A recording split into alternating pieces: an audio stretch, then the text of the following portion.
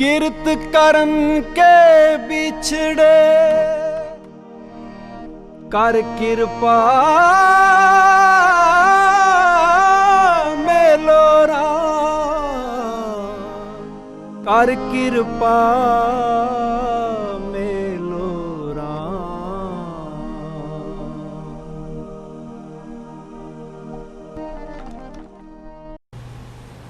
सतनाम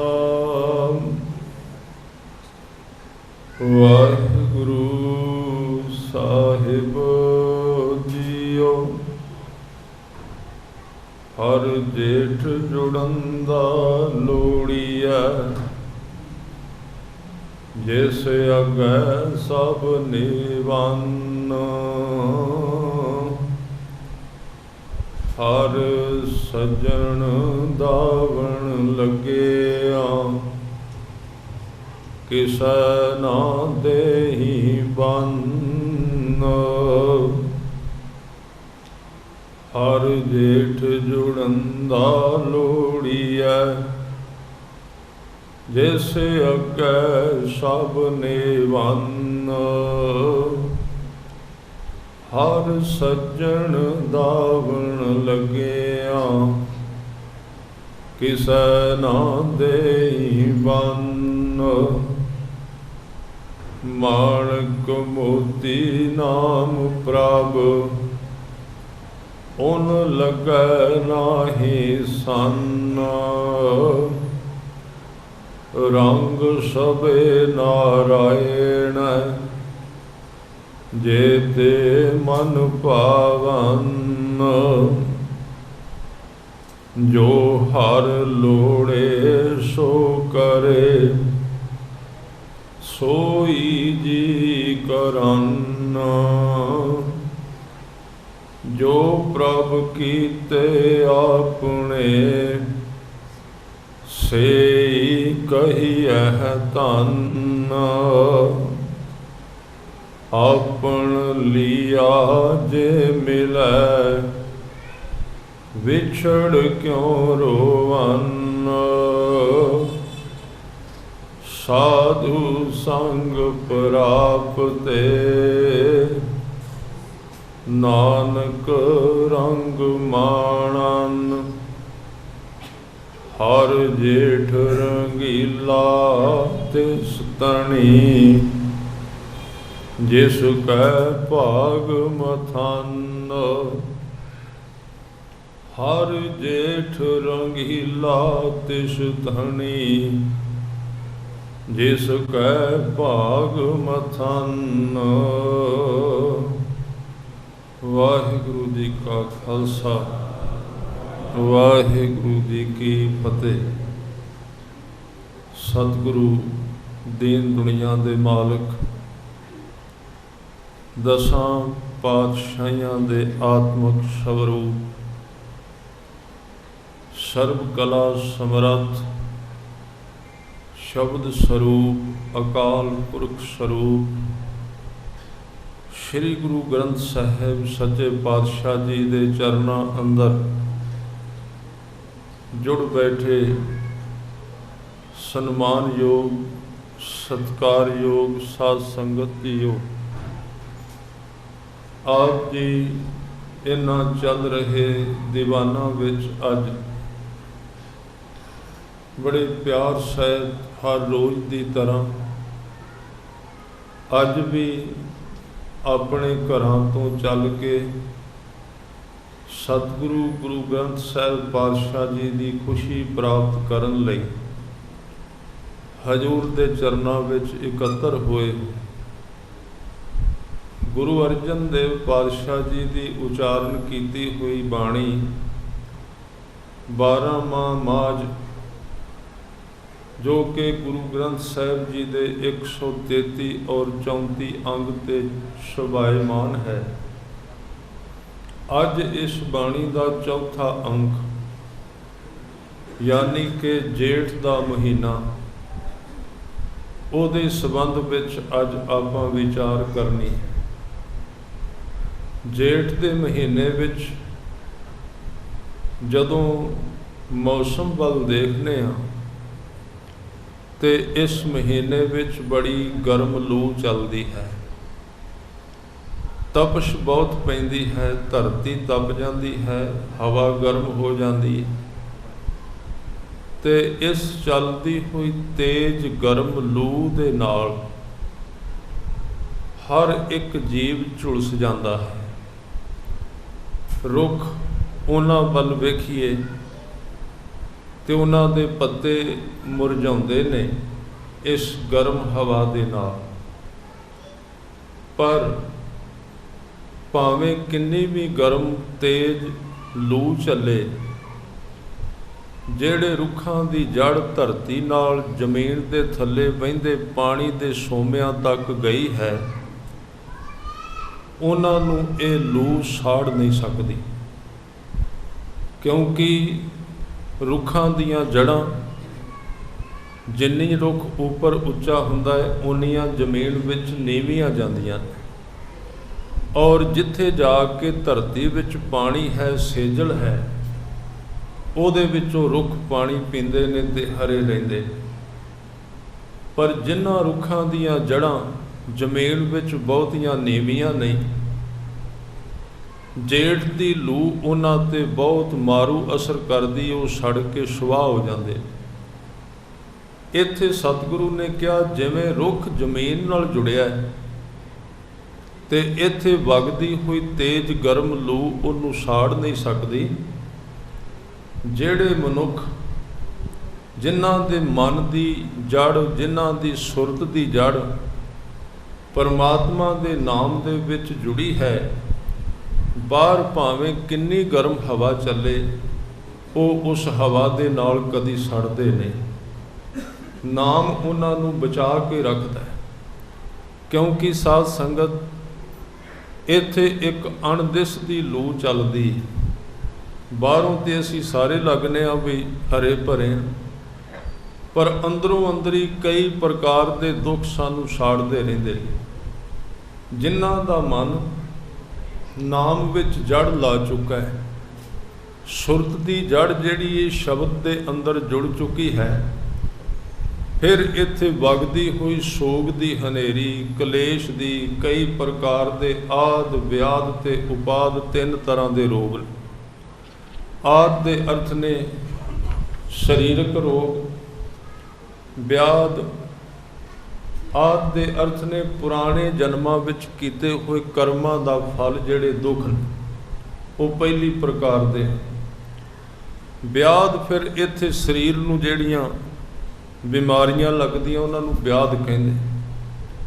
ਉਪਾਦ ਦਾ ਅਰਥ ਹੈ ਕਈ ਪ੍ਰਕਾਰ ਦੇ ਕਲੇਸ਼ ਮਨੁੱਖ ਨੂੰ ਜ਼ਿੰਦਗੀ ਦੇ ਵਿੱਚ ਘੇਰਦੇ ਨੇ। ਤ੍ਰਿਸ਼ਨਾ ਦੀ ਅੱਗ ਇੱਥੇ ਹੈ, ਵਾਸ਼ਨਾ ਦੀ ਅੱਗ ਇੱਥੇ ਵਗਦੀ। ਇਸ ਸਭ ਕੁਝ ਦੇ ਇਸ ਅਗਨੀ ਦੇ ਵਗਦਿਆਂ ਜਦੋਂ ਇਹਦੀ ਵਿਆਖਿਆ ਕੀਤੀ ਤੇ ਬਾਬਾ ਫਰੀਦ ਸਾਹਿਬ ਨੂੰ ਪੁੱਛਿਆ, ਵਿਖਾਓ ਅੱਗ ਕਿੱਥੇ ਹੈ? ਤੇ ਉਹਨਾਂ ਨੇ ਜਵਾਬ ਦਿੱਤਾ, ਕਹਿਣ ਲੱਗੇ ਮੈਂ ਉੱਚੇ ਚੜ੍ਹ ਕੇ ਵੇਖਿਆ, ਲੱਗਦਾ ਬਾਹਰੋਂ ਸਾਰੇ ਹਰੇ ਨੇ, ਪਰ ਡੂੰਘੇ ਥਾਂ ਤੇ ਮਨ ਵਿੱਚ ਸਾਰਿਆਂ ਨੂੰ ਦੁੱਖ ਦੀ ਅੱਗ ਨੇ ਘੇਰਿਆ ਹੋਇਆ। ਉਹਨਾਂ ਦਾ ਇੱਕ ਸ਼ਲੋਕ ਹੈ ਕਿ ਮੈਂ ਜਾਣਿਆ ਦੁੱਖ ਮੁਝ ਕੋ, ਦੁੱਖ ਸੁਭਾਇਆ ਜਗ, ਉੱਚੇ ਚੜ੍ਹ ਕੇ ਦੇਖਿਆ ਤਾਂ ਘਰ ਘਰ ਇਹ ਅੱਗ। ਲੱਗਦਾ ਸੁਖੀ ਹੈ, ਪਰ ਡੂੰਘੇ ਥਾਂ ਤੇ ਦੁੱਖ ਦੀ ਧੁੱਖ ਦੁਖੀ ਲੱਗੀ ਹੋਈ ਹੈ। ਪਤਾ ਨਹੀਂ ਲੱਗਦਾ, ਫੋਲਦਾ ਨਹੀਂ ਮਨੁੱਖ, ਅੰਦਰ ਢੱਕ ਕੇ ਤੁਰਦਾ ਹੈ। ਇਸ ਦੁੱਖ ਦੀ ਅੱਗ ਤੋਂ ਉਹ ਹੀ ਬਚੇ ਨੇ। ਸਤਿਗੁਰੂ ਨੇ ਇੱਕ ਉਦਾਹਰਨ ਦਿੱਤੀ, ਕਹਿਣ ਲੱਗੇ ਜਿਸ ਰੁੱਖ ਦੀ ਜੜ ਜ਼ਮੀਨ ਵਿੱਚ ਲੱਗੀ ਹੈ, ਭਾਵੇਂ ਬਾਹਰੋਂ ਸੜ ਵੀ ਕਿਉਂ ਨਾ ਜਾਏ, ਸਮਾਂ ਪਾ ਕੇ ਉਹ ਫਿਰ ਹਰਾ ਹੋ ਜਾਂਦਾ ਹੈ। ਸਤਿਗੁਰੂ ਨੇ ਬੜੀ ਸੋਹਣੀ ਉਦਾਹਰਨ ਦਿੱਤੀ। ਕਹਿਣ ਲੱਗੇ ਇੱਕ ਜੰਗਲ ਨੂੰ ਅੱਗ ਲੱਗ ਗਈ, ਅੱਗ ਬੜੀ ਤੇਜ਼ ਸੀ, ਸੁੱਕੇ ਘਾਹ ਨੂੰ ਅੱਗ ਲੱਗ ਜਾਂਦੀ ਹੈ ਅੱਜ ਕੱਲ੍ਹ ਦੇ ਜੇਠ ਦੇ ਦਿਨਾਂ ਵਿੱਚ। ਤੇ ਜਦੋਂ ਅੱਗ ਲੱਗੀ, ਜਿਹੜੇ ਰੁੱਖ ਤਾਂ ਸਨ ਸੁੱਕੇ, ਉਹ ਤਾਂ ਸਾਰੇ ਦੇ ਸਾੜੇ ਉਸ ਅੱਗ ਨੇ ਸਾਰੇ ਸਾੜ ਦਿੱਤੇ। ਪਰ ਜਿਹੜੇ ਹਰੇ ਰੁੱਖ ਵੀ ਸਨ, ਅੱਗ ਦੀਆਂ ਲਾਟਾਂ ਨੇ ਲਾਂਬੂ ਇੰਨੇ ਤੇਜ਼ ਸਨ ਵੀ ਉਹਨਾਂ ਨੇ ਹਰੇ ਰੁੱਖ ਵੀ ਸਾੜ ਦਿੱਤੇ, ਉਹ ਵੀ ਸੜ ਗਏ, ਇੰਝ ਲੱਗਾ ਵੀ ਸੜ ਗਏ। ਪਰ ਕਹਿੰਦੇ ਜਿਹੜੇ ਹਰੇ ਰੁੱਖ ਸੜੇ ਸਨ ਉਦੋਂ ਵਕਤੀ ਤੌਰ ਤੇ ਸੜੇ ਲੱਗਦੇ ਸਨ। ਜਦੋਂ ਸਮਾਂ ਪਾ ਕੇ ਆਕਾਸ਼ ਵਿੱਚ ਬੱਦਲ ਆਏ ਤੇ ਬੱਦਲਾਂ ਤੋਂ ਬਾਰਿਸ਼ ਹੋਈ, ਉਹਨਾਂ ਰੁੱਖਾਂ ਦਾ ਇੱਕ ਵਾਰੀ ਤੇ ਸਭ ਕੁਝ ਸੜ ਚੁੱਕਾ ਸੀ ਬਾਹਰੋਂ, ਪਰ ਜ਼ਮੀਨ ਦੇ ਵਿਚਲੀ ਜੜ ਹਰੀ ਸੀ। ਜਦੋਂ ਮੀਂਹ ਪਿਆ, ਉਸ ਮੀਂਹ ਦੇ ਨਾਲ ਉਸ ਜੜ ਦੇ ਵਿੱਚੋਂ ਫਿਰ ਬੂਟਾ ਹਰਾ ਉੱਗ ਪਿਆ, ਹਰਿਆਵਲ ਫਿਰ ਆ ਗਈ। ਸਤਿਗੁਰੂ ਨੇ ਬਚਨ ਕੀਤੇ ਨੇ ਬਾਣੀ ਵਿੱਚ, ਕਹਿਣ ਲੱਗੇ ਦਾਵਾ ਅਗਨ ਬਹੁਤ ਤ੍ਰਿਣ ਜਾਲੇ। ਦਾਵਾ ਅਗਨ ਦੇ ਅਰਥ ਨੇ ਜੰਗਲ ਦੀ ਅੱਗ। ਜੰਗਲ ਦੀ ਅੱਗ ਨੇ ਸਾਰੇ ਬੂਟੇ ਸਾੜ ਦਿੱਤੇ। ਦਾਵਾ ਅਗਨ ਬਹੁਤ ਤ੍ਰਿਣ ਜਾਲੇ, ਕੋਈ ਹਰਿਆ ਬੂਟ ਰਹਿਓ ਰੀ। ਸਿਰਫ ਉਹ ਬੂਟੇ ਪਰਤ ਕੇ ਹਰੇ ਹੋਏ ਜਿਨ੍ਹਾਂ ਦੀ ਜੜ ਜ਼ਮੀਨ ਨਾਲ ਜੁੜੀ ਸੀ, ਪਰਤ ਕੇ ਉਹਨਾਂ ਨੂੰ ਬਾਰਿਸ਼ ਦਾ ਪਾਣੀ ਮਿਲਿਆ ਤੇ ਫਿਰ ਹਰੇ ਹੋ ਗਏ। ਇੱਥੇ ਉਦਾਹਰਨ ਸਤਿਗੁਰਾਂ ਨੇ ਇਹ ਦਿੱਤੀ ਬਈ ਕਈ ਵਾਰੀ ਸੰਸਾਰ ਵਿੱਚ, ਪਰਿਵਾਰ ਵਿੱਚ ਕੁਝ ਇਸ ਤਰ੍ਹਾਂ ਦੀਆਂ ਘਟਨਾਵਾਂ ਸਿੱਖ ਦੇ ਜੀਵਨ ਵਿੱਚ ਵੀ ਵਾਪਰ ਜਾਂਦੀਆਂ ਨੇ। ਉਹ ਆਪ ਵੀ ਕਹਿੰਦਾ ਹੈ, ਧਰਮ ਤੇ ਕਮਾਉਣ ਲੱਗਾ ਸਾਂ, ਪੱਲੇ ਕੱਖ ਨਹੀਂ ਪਿਆ, ਜੀਵਨ ਸੜ ਬਲ ਕੇ ਸੁਆਹ ਹੋ ਗਈ। ਲੋਕ ਵੀ ਕਹਿੰਦੇ ਨੇ ਧਰਮੀ ਬੜਾ ਸੀ, ਪਰ ਇਹਦਾ ਜੀਵਨ ਤੇ ਦੁੱਖਾਂ ਨਾਲ ਘੇਰਿਆ ਗਿਆ। ਸਤਿਗੁਰੂ ਕਹਿੰਦੇ ਵਕਤੀ ਤੌਰ ਤੇ ਭਾਵੇਂ ਦੁੱਖ ਨੇ, ਪਰ ਸਮਾਂ ਪਾ ਕੇ ਜਦੋਂ ਗੁਰੂ ਕੇ ਬਖਸ਼ਿਸ਼ ਦੀ ਬਾਰਿਸ਼ ਸਿੱਖ ਤੇ ਪਏਗੀ, ਜੇ ਉਹਦਾ ਮਨ ਡੂੰਘੇ ਥਾਂ ਤੇ ਗੁਰੂ ਨਾਲ ਜੁੜਿਆ ਤੇ ਪਰਤ ਕੇ ਉਹ ਫਿਰ ਹਰਾ ਹੋ ਜਾਏਗਾ। ਇੱਕ ਵਾਰੀ ਬੇਸ਼ੱਕ, ਕਿਉਂਕਿ ਇਹ ਸਰੀਰ ਹੈ, ਸਰੀਰ ਦੇ ਲੈਣ ਦੇਣ ਨੇ, ਘਟਨਾਵਾਂ ਨੇ, ਕਸਵੱਟੀਆਂ ਨੇ, ਜੀਵਨ ਸਾਰਾ ਹੈ, ਇਹਦੇ ਵਿੱਚ ਬੜੇ ਉਤਰਾਅ ਚੜ੍ਹਾਅ ਆਉਂਦੇ ਨੇ। ਤੇ ਸਤਿਗੁਰੂ ਨੇ ਇਹ ਉਦਾਹਰਨ ਤਾਂ ਦਿੱਤੀ, ਕਹਿਣ ਲੱਗੇ ਘਬਰਾਈ ਨਾ। ਕਈ ਵਾਰੀ ਸਮੇਂ ਦੇ ਨਾਲ ਸਾਰਾ ਕੁਝ ਸੁੱਕਾ ਪ੍ਰਤੀਤ ਹੋਣ ਲੱਗ ਪੈਂਦਾ ਹੈ। ਆਪਣੇ ਗੁਰੂ ਤੇ ਭਰੋਸਾ ਰੱਖ ਕੇ ਬਾਣੀ ਨਾਲ ਜੁੜਿਆ ਰਹੀਂ। ਸਮਾਂ ਆਵੇਗਾ, ਫਿਰ ਬਾਰਿਸ਼ ਪੈਗੀ ਤੇ ਪੱਤੇ ਤੇ ਫੁੱਲ ਫਿਰ ਨਿਕਲ ਆਉਣ। ਇੱਥੇ ਉਦਾਹਰਨ ਇਹ ਦਿੱਤੀ, ਜੜ ਜਿਨ੍ਹਾਂ ਦੀ ਜੁੜ ਗਈ ਉਹ ਪਰਤ ਕੇ ਸੁੱਕੇ ਨਹੀਂ। ਸਤਿਗੁਰੂ ਨੇ, ਮੈਂ ਇੱਕ ਹੋਰ ਉਦਾਹਰਨ ਇਸ ਅਗਨੀ ਦੀ ਆਪ ਜੀ ਨਾਲ ਸਾਂਝੀ ਕਰਦੇ ਹਾਂ।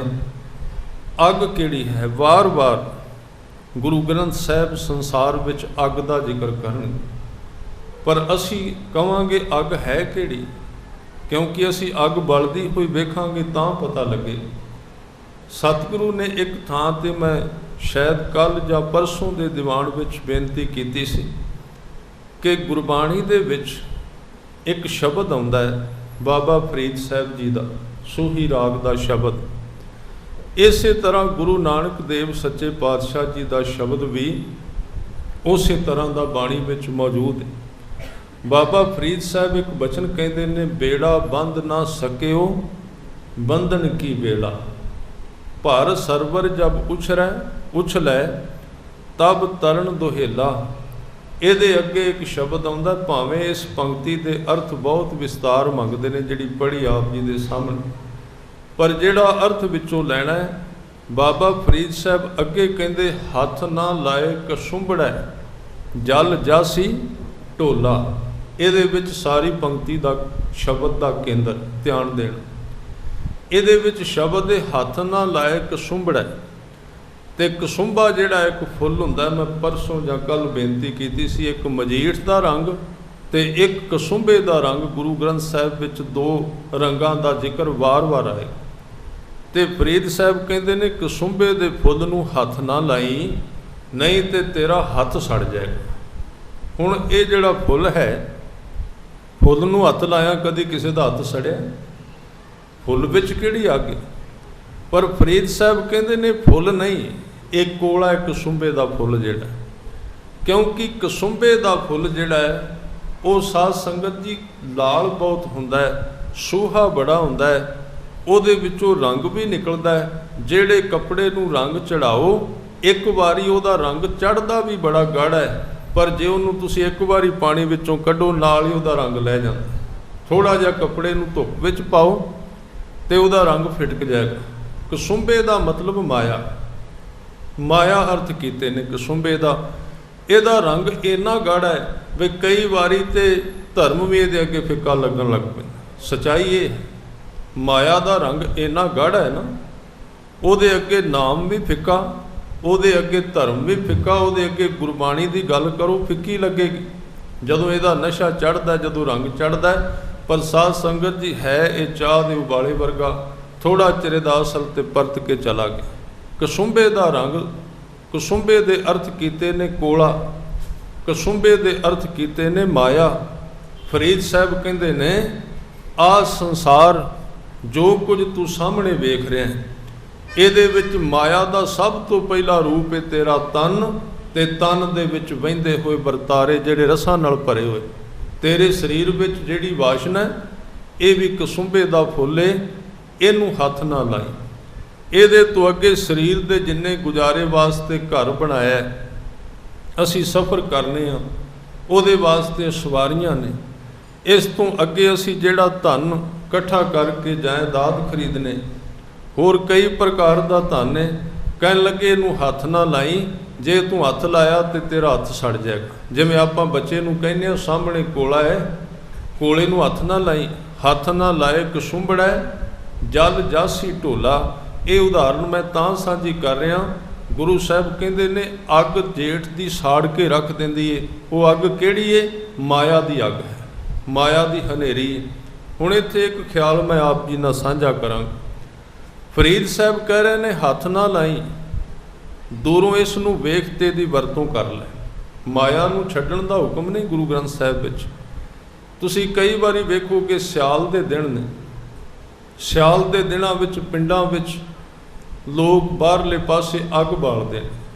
ਠੰਡ ਬਹੁਤ ਪੈਂਦੀ ਏ, ਕੋਰਾ ਪੈਂਦਾ, ਬਰਫ਼ ਪੈਂਦੀ ਏ, ਤੇ ਪਿੰਡਾਂ ਵਿੱਚ ਆਮ ਤੌਰ ਤੇ ਲੱਕੜਾਂ ਜਾਂ ਘਰਾਂ ਵਿੱਚ ਵੀ ਅੱਗ ਦਾ ਸੇਕ ਜਾਂ ਆਪਾਂ ਹੀਟਰ ਲਾ ਲੈਂਦੇ ਹਾਂ, ਰੂਮ ਹੀਟਰ ਸ਼ਹਿਰਾਂ ਵਿੱਚ ਇਹ ਸਾਧਨ ਆ ਗਏ।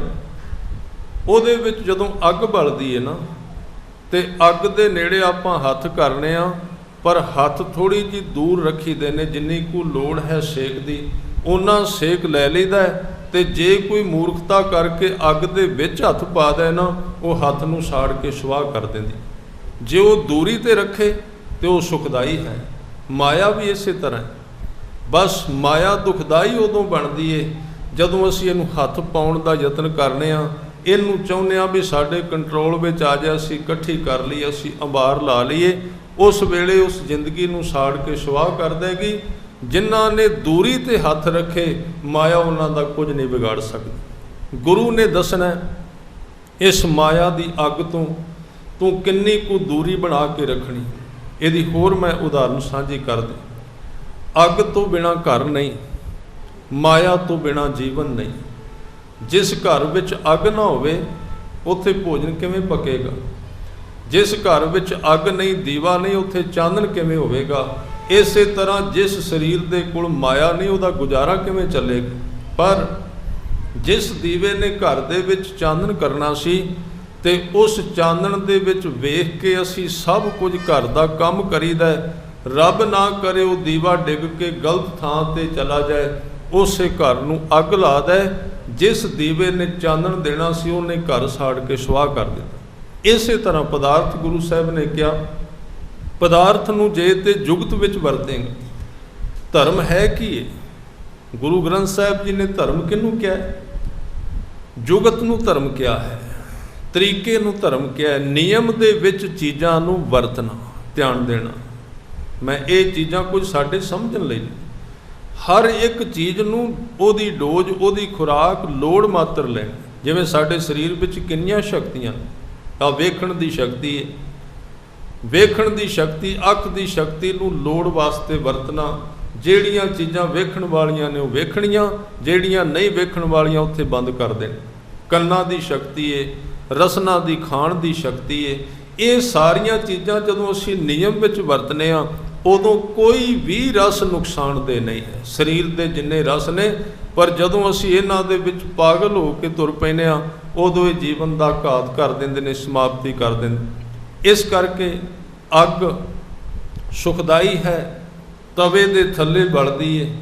ਜੇ ਤੇ ਤਵੇ ਦੇ ਥੱਲੇ ਰਹਿ ਤੇ ਪ੍ਰਸ਼ਾਦਾ ਵਧੀਆ ਪੱਕਦਾ ਹੈ, ਤੇ ਜੇ ਅੱਗ ਤੇਜ਼ ਹੋ ਗਈ, ਕੰਢਿਆਂ ਤੋਂ ਪਾਰ ਕਰ ਗਈ ਤਵੇ ਨੂੰ, ਜਿਹਨੇ ਪ੍ਰਸ਼ਾਦਾ ਪਕਾਉਣਾ ਸੀ ਉਹਨੇ ਪ੍ਰਸ਼ਾਦਾ ਸਾੜ ਕੇ ਸੁਆਹ ਕਰ ਦਿੱਤਾ। ਇਸੇ ਤਰ੍ਹਾਂ ਸਾਡੇ ਜੀਵਨ ਵਿੱਚ ਜਦੋਂ ਮਾਇਆ ਦੀ ਅੱਗ, ਲੋਭ ਦੀ ਅੱਗ, ਵਾਸ਼ਨਾ ਦੀ ਅੱਗ, ਮੋਹ ਦੀ ਅੱਗ, ਕੰਢਿਆਂ ਨੂੰ ਪਾਰ ਕਰਕੇ ਸਾਡੇ ਸਿਰ ਨੂੰ ਵੀ ਪਾਰ ਕਰ ਜਾਂਦੀ ਏ ਤੇ ਉਸ ਵੇਲੇ ਉਹ ਜੀਵਨ ਨੂੰ ਸਾੜ ਕੇ ਸਵਾਹ ਕਰ ਦਿੰਦੀ ਏ। ਜੇ ਇਹ ਨਿਯਮ ਦੇ ਵਿੱਚ ਚੱਲੇ ਤੇ ਇਹਦੇ ਵਿੱਚੋਂ ਕੁਝ ਵੀ ਦੁਖਦਾਈ ਨਹੀਂ।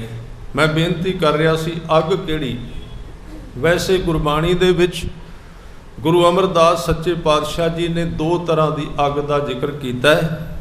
ਉਹ ਕਹਿੰਦੇ ਨੇ, ਇੱਕ ਅੱਗ ਮਨੁੱਖ ਦੇ ਜਨਮ ਲੈਣ ਤੋਂ ਪਹਿਲਾਂ ਮਾਂ ਦੇ ਸਰੀਰ ਵਿੱਚ ਬੰਦੇ ਦਾ ਸਰੀਰ ਪਕਾਉਂਦੀ, ਉਹਦੇ ਤੋਂ ਬਿਨਾਂ ਸਰੀਰ ਨਹੀਂ ਪੱਕਦਾ। ਉਹਨੂੰ ਪੇਟ ਦੀ ਜਠਰ ਦੀ ਅੱਗ ਕਹਿੰਦੇ ਨੇ, ਗਰਭ ਅਗਨੀ ਕਹਿੰਦੇ ਨੇ। ਇੱਕ ਅੱਗ ਅੰਦਰ ਹੈ ਤੇ ਜਨਮ ਲੈਂਦਿਆਂ ਸਾਰ ਮਨੁੱਖ ਦੂਜੀ ਅੱਗ ਦੇ ਕਾਬੂ ਆ ਜਾਂਦਾ ਹੈ। ਗੁਰੂ ਅਮਰਦਾਸ ਸੱਚੇ ਪਾਤਸ਼ਾਹ ਤਾਂ ਹੀ ਬਚਨ ਕਹਿੰਦੇ ਨੇ ਕਿ ਜੈਸੀ ਅਗਨ ਉਧਰ ਮੈਂ ਤੈਸੀ ਬਾਹਰ ਮਾਇਆ। ਉਵੇਂ ਦੀ ਅੱਗ ਬਾਹਰ ਖੜੀ ਹੋਈ। ਮਾਇਆ ਅਗਨ ਸਭ ਇੱਕੋ ਜਿਹੀ ਕਰਤੈ ਖੇਲ ਰਚਾਇਆ। ਜਾਂ ਤਿਸ ਭਾਣਾ ਤਾਂ ਜੰਮਿਆ ਪਰਿਵਾਰ ਭਲਾ ਪਾਇਆ। ਹੁਣ ਬਾਹਰਲੀ ਅੱਗ ਨੇ ਕਦੋਂ ਸਾੜਿਆ? ਅੰਦਰ ਸਾਡੇ ਕੋਲ ਇੱਕ ਚੀਜ਼ ਸੀ ਜਿਹਨੇ ਸਾਨੂੰ ਮਾਂ ਦੇ ਸਰੀਰ ਦੇ ਵਿਚਲੀ ਅੱਗ ਤੋਂ ਬਚਾ ਕੇ ਰੱਖਿਆ। ਉਹ ਕਿਹੜੀ ਚੀਜ਼ ਸੀ? ਉਹਦਾ ਜ਼ਿਕਰ ਗੁਰੂ ਅਮਰਦਾਸ ਜੀ ਕਰਦੇ ਨੇ। ਉਹਨੂੰ ਕਹਿੰਦੇ ਨੇ ਲਿਵ। ਕਹਿੰਦੇ ਲਿਵ ਛੁੜਕੀ ਲੱਗੀ ਤ੍ਰਿਸ਼ਨਾ ਮਾਇਆ ਅਮਰ ਵਰਤਾਇਆ। ਇਹ ਮਾਇਆ ਜਿਤ ਹਰ ਵਿਸਰੈ। ਜੇ ਤੁਸੀਂ ਮਾਇਆ ਦੀ ਪਰਿਭਾਸ਼ਾ ਸੁਣਨੀ ਹੋਵੇ ਨਾ ਗੁਰੂ ਗ੍ਰੰਥ ਸਾਹਿਬ ਵਿੱਚੋਂ, ਤੇ ਮਾਇਆ ਦੀ ਹੋਰ ਕੋਈ ਪਰਿਭਾਸ਼ਾ ਨਹੀਂ ਜੀ। ਕੋਈ ਐਵੇਂ ਆ ਕੇ ਕਹੇ ਜਾਏ ਮਾਇਆ ਛੱਡੋ, ਮੈਂ ਪੈਸਿਆਂ ਨੂੰ ਨਹੀਂ ਹੱਥ ਲਾਉਂਦਾ, ਮੈਂ ਪੈਸੇ ਨਹੀਂ ਜੀ ਲੈਂਦਾ, ਮੈਂ ਬੜਾ ਨਿਸ਼ਕਾਮ ਜੇ। ਕੋਈ ਮਾਇਆ ਦੀ ਵਿਆਖਿਆ ਨਹੀਂ। ਮਾਇਆ ਦੇ ਅਰਥ ਪੈਸੇ ਨਹੀਂ। ਮਾਇਆ ਦੇ ਅਰਥ ਵਿੱਚ ਅਸੀਂ ਕੁਝ ਵੀ ਨਹੀਂ ਖੜਾ ਕਰ ਸਕਦੇ। ਮਾਇਆ ਹੈ ਕੀ ਹੈ? ਗੁਰੂ ਗ੍ਰੰਥ ਸਾਹਿਬ ਜੀ ਨੂੰ ਪੁੱਛੋ। ਸਤਿਗੁਰੂ ਕਹਿੰਦੇ ਜਿਹੜੀ ਚੀਜ਼ ਨੂੰ ਪ੍ਰਾਪਤ ਕਰਕੇ ਤੈਨੂੰ ਰੱਬ ਭੁੱਲਦਾ ਹੈ, ਉਹ ਭਾਵੇਂ ਕੁਝ ਵੀ ਹੋਵੇ ਉਹ ਮਾਇਆ ਹੀ ਹੈ। ਜਿਹਨੂੰ ਪ੍ਰਾਪਤ ਕਰਕੇ ਰੱਬ ਨਿਕਲਦਾ ਮਨ ਵਿੱਚੋਂ, ਕੁਝ ਵੀ ਹੋਵੇ। ਇਹ ਨਹੀਂ ਕਿ ਉਹ ਇਕੱਲੇ ਨੋਟ ਨੇ। ਜੇ ਚੰਗਾ ਕੱਪੜਾ ਸਰੀਰ ਤੇ ਪਾਇਆ ਹੈ ਤੇ ਕੱਪੜੇ ਵੱਲੋਂ ਵੇਖ ਕੇ ਪਰਮਾਤਮਾ ਭੁੱਲ ਗਿਆ, ਆ ਕੱਪੜਾ ਹੀ ਮਾਇਆ ਹੈ। ਜੇ ਚੰਗਾ ਭੋਜਨ ਖਾਂਦਿਆਂ ਖਾਂਦਿਆਂ ਉਹਦੇ ਸਵਾਦ ਵਿੱਚ ਬੰਦਾ ਇੰਨਾ ਵਹਿ ਗਿਆ ਵੀ ਅੰਦਰੋਂ ਧਿਆਨ ਗੁਰੂ ਨਾਲੋਂ ਟੁੱਟ ਗਿਆ, ਉਹ ਰੋਟੀ ਵੀ ਮਾਇਆ ਹੈ। ਇਸੇ ਤਰ੍ਹਾਂ ਅਸੀਂ ਜਦੋਂ ਕਿਸੇ ਨੂੰ ਮਿਲਦੇ ਹਾਂ, ਜੇ ਉਹਨੂੰ ਮਿਲਣ ਦੇ ਨਾਲ ਅੰਦਰੋਂ ਸ਼ਬਦ ਨਾਲੋਂ ਸੁਰਤ ਟੁੱਟਦੀ ਹੈ ਸਿੱਖ ਦੀ, ਉਹ ਸੰਜੋਗ ਵੀ ਮਾਇਆ ਹੈ। ਇਸੇ ਤਰ੍ਹਾਂ ਸੰਸਾਰ ਵਿੱਚ ਜੇ ਅਸੀਂ ਸੋਹਣਾ ਮਕਾਨ ਬਣਾਇਆ ਹੈ ਤੇ ਉਸ ਮਕਾਨ ਦੇ ਧਿਆਨ ਵਿੱਚ ਹੀ ਦਿਨ ਰਾਤ ਗਰਕ ਹੋਈ ਜਾਂਦੇ ਹਾਂ, ਉਹ ਮਕਾਨ ਵੀ ਮਾਇਆ ਹੈ। ਇਹ ਮਾਇਆ ਜਿਤ ਹਰ ਵਿਸਰੈ। ਜਿਹੜੀ ਚੀਜ਼ ਦੇ ਨਾਲ ਰੱਬ ਭੁੱਲੇ ਉਹ ਹੀ ਮਾਇਆ ਹੈ। ਤੇ ਮੈਂ ਇੱਥੋਂ ਤੱਕ ਥੋੜ੍ਹਾ ਜਿਹਾ ਕੌੜੇ ਸ਼ਬਦ ਨੇ ਕਹਿ ਦਿਆਂ, ਸਾਧ ਸੰਗਤ ਜੀ, ਧਰਮ ਦੀ ਕੋਈ ਵੀ ਕਿਰਿਆ ਹੋਵੇ, ਇੱਥੋਂ ਤੱਕ ਕਿ ਪਾਠ ਵੀ ਕਿਉਂ ਨਹੀਂ ਕਰਦੇ, ਜੇ ਉਹਨੂੰ ਵੀ ਕਰਦੇ ਆ ਰੱਬ ਅੰਦਰੋਂ ਚੇਤੇ ਵਿੱਚੋਂ ਨਿਕਲ ਗਿਆ ਤੇ ਉਹ ਵੀ ਮਾਇਆ ਹੀ ਜੇ। ਹੋਰ ਮਾਇਆ ਕਿਸ ਨੂੰ ਕਹਿੰਦੇ ਨੇ? ਮਾਇਆ ਦੇ ਅਰਥ ਨੇ ਜਿਹੜੀ ਕਿਰਿਆ ਦੇ ਨਾਲ ਧਿਆਨ ਟੁੱਟਦਾ ਹੈ। ਅਸੀਂ ਸੌਂ ਜਾਂਦੇ ਹਾਂ, ਸਾਡਾ ਮਨ ਸੰਸਾਰ ਵਿੱਚ ਵਹਿ ਜਾਂਦਾ ਹੈ, ਮਾਇਆ ਉਸੇ ਨੂੰ ਕਹਿੰਦਾ, ਭਾਵੇਂ ਉਹ ਕੁਝ ਵੀ ਹੋਵੇ। ਤੇ ਜੇ ਮਨ ਜਾਗਿਆ ਸੰਸਾਰ ਦੀ ਅੱਤ ਤੋਂ ਨੀਵੀਂ ਦਸ਼ਾ ਵਿੱਚ ਮਾਇਆ ਦੇ ਰਸਾਂ ਵਿੱਚ ਭੋਗਦਾ ਹੋਇਆ ਵੀ ਮਨੁੱਖ ਸੰਤ ਹੈ, ਕਿਉਂਕਿ ਉਹਦਾ ਧਿਆਨ ਉੱਪਰ ਉੱਠ ਗਿਆ, ਧਿਆਨ ਜੁੜ ਗਿਆ। ਇਸ ਕਰਕੇ ਮਾਇਆ ਦੇ ਅਰਥ ਕਰਾਂਗੇ ਜਿਹਨੂੰ ਵੇਖਦਿਆਂ ਅੰਦਰੋਂ ਸ਼ਬਦ ਨਾਲੋਂ ਸੁਰਤ ਟੁੱਟਦੀ ਹੈ। ਤੇ ਦੋ ਤਰ੍ਹਾਂ ਦੀ ਅੱਗ ਹੈ। ਇੱਕ ਮਾਂ ਦੇ ਸਰੀਰ ਵਿੱਚ ਸੀ ਤੇ ਮਾਂ ਦੇ ਸਰੀਰ ਦੇ ਅੰਦਰ ਦੋ ਚੀਜ਼ਾਂ ਨੇ ਸਾਨੂੰ ਉਸ ਅੱਗ ਤੋਂ ਬਚਾ ਕੇ ਰੱਖਿਆ। ਮੈਂ ਪਹਿਲਾਂ ਵੀ ਕਈ ਵਾਰੀ ਇਹ ਬੋਲਿਆ ਤੇ ਅੱਜ ਫਿਰ ਸਾਂਝਾ ਕਰਦੇ ਹਾਂ। ਜਨਮ ਤੋਂ ਪਹਿਲਾਂ ਪਰਮਾਤਮਾ ਨੇ ਬਿਨਾਂ ਮੰਗਣ ਤੋਂ ਸਾਨੂੰ ਗੋਡ ਗਿਫਟ ਦੇ ਰੂਪ ਵਿੱਚ, ਬਖਸ਼ਿਸ਼ ਦੇ ਰੂਪ ਵਿੱਚ ਦੋ ਗੁਣ ਸਾਨੂੰ ਦਿੱਤੇ ਸਨ। ਅਸੀਂ ਮੰਗੇ ਨਹੀਂ ਸਨ, ਕਿਉਂਕਿ ਉਹਨਾਂ ਦੋਵਾਂ ਤੋਂ ਬਿਨਾਂ ਸਾਡੀ ਜੰਮਣ ਤੋਂ ਪਹਿਲਾਂ ਹੀ ਮੌਤ ਹੋ ਜਾਣੀ ਸੀ। ਜੋ ਦੋ ਚੀਜ਼ਾਂ ਨਾ ਹੁੰਦੀਆਂ, ਉਹ ਦੋ ਚੀਜ਼ਾਂ ਕਿਹੜੀਆਂ ਸਨ? ਮਾਂ ਦੇ ਸਰੀਰ ਦੇ ਵਿੱਚ ਉਹ ਦੋ ਚੀਜ਼ਾਂ ਸਨ, ਇੱਕ ਨਾਮ ਤੇ ਦੂਜੀ ਨਿਮਰਤਾ। ਦੋ ਚੀਜ਼ਾਂ ਸਨ। ਇਹਨਾਂ ਦੋਵਾਂ ਦਾ ਹਵਾਲਾ ਗੁਰੂ ਗ੍ਰੰਥ ਸਾਹਿਬ ਜੀ ਦੀ ਬਾਣੀ ਵਿੱਚੋਂ ਮਿਲਦਾ ਹੈ। ਸਤਿਗੁਰੂ ਕਹਿੰਦੇ ਨੇ ਕਿ ਜਨਮ ਤੋਂ ਪਹਿਲਾਂ ਇੱਕ ਇੱਕ ਸਵਾਸ ਨਾਲ ਤੂੰ ਨਾਮ ਜਪਦਾ ਸੀ, ਉਦੋਂ ਤੈਨੂੰ ਨਾਮ ਜਪਣ ਦੀ ਜਾਚ ਸੀ। ਤੇ ਦੂਜਾ, ਕੁਦਰਤ ਨੇ ਤੈਨੂੰ ਪੁੱਠਾ ਲਟਕਾਇਆ ਸੀ उस वेले तेरा सिर जमीन वल सी, जिहदे अर्थ सन भी निमरता विच रही। दो चीज़ां सन, नाम ते निमरता। और मैं ये भी बेनती करदियां साध संगत, नाम पदार्थ है ते निमरता भांडा है। जे भांडा नहीं होवेगा तो पदार्थ ने कदी नहीं जे टिकना। नाम असी बड़े जपने, नाम जपण वालियां दी कमी कोई नहीं। बड़े बड़े लंबे नाम सिमरन अभ्यास हुंदे ने। सवाल खड़ा हुंदा है, जिहड़ा बंदा 8 घंटे नाम जपदा है, दूजे दिन बाजार विच वेखो इन्ना काला पैंदा, इन्ना कौड़ा बोलदा, इहनूं हो की गया? नाम किधर चला गया? किहड़े पासे निकल गया वो नाम? नाम पदार्थ ते लै लिया सी, पर भांडा नहीं सी लिया।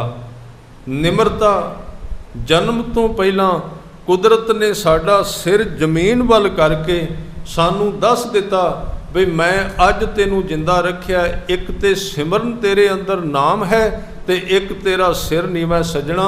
जदों इस माँ के शरीर नू छड्ड के बाहर जाएगा, जन्म लवेगा, ये दो चीज़ां सामभ के रखी। एक ते सिर रब दे अगे नीवा रखी, ते दूजी याद अपने अंदर टिकाई रखी। जिवें अंदरली अग ने तेनू नहीं साड़िया, इस तरह माया की अग भी तेनू नहीं साड़े। वो दो नियम ने, उन्होंने असी बाहर आके भुल गए। एक तो जन्म लेंदियां सार लिब टुटी, याद अंदरों निकल गई, शब्द अंदरों निकल गया, तो दूसरी निमरता साडे विच नहीं रही। हर एक मनुख अहंकार का शिकार बन गया। ये दो चीज़ां जिदन वापस आ जाणगियां, उस दिन मनुख संत है। निमरता ते नाम जिदन वापस आ जाणगे, उस दिन मनुख संत है।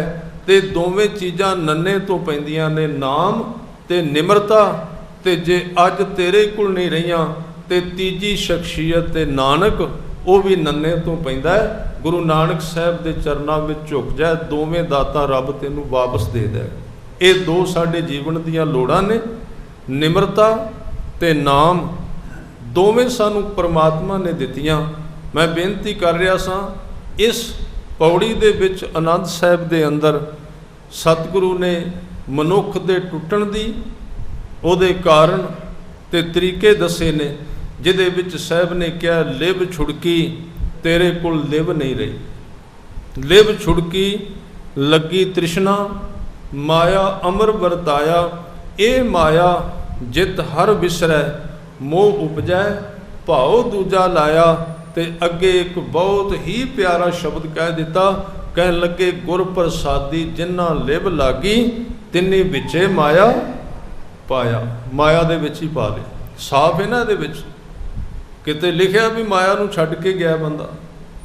माया दे विच पाया है, वासना दे विच पाया है, परिवार दे विच पाया है। हाँ, औखा बहुत है। क्योंकि मैं बेनती करदियां, किसी चीज़ नूं छड्ड के पासे हो जाना भी सौखा है, ते ओहदे विच डुबना भी सौखा है, पर ओहदे विच रह के ते ओहदे तो उच्चा रहना बहुत औखा है। वो गुरु तो बिना कोई जाग नहीं सकता। कहना सौखा है जी, माया दे विच सानू स्वाद आ जाता भी माया दे विच ते है ही हाँ, बच जावांगे। गुरु तो बिना कोई नहीं बचेगा।